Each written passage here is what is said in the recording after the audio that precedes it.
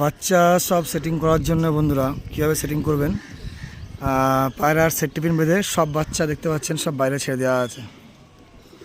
এখানে আছে টোটাল 24-25টা মতো বাচ্চা আছে। একটা উপর উঠে গেছে ঝিরিয়া বাচ্চাটা, ঠিক আছে। তো এইভাবে আপনারাও সেটিং করবেন।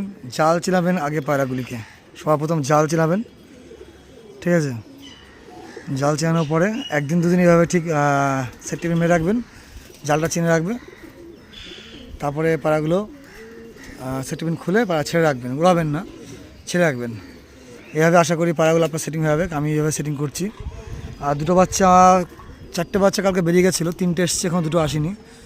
এবার দেখা যাক কতদূর কী হয়, ঠিক আছে। টোটাল 25-26টা বাচ্চা প্রায় রেডি করছি, এখনও বাচ্চা আছে। চলুন কীভাবে সেটিং করবেন দেখি।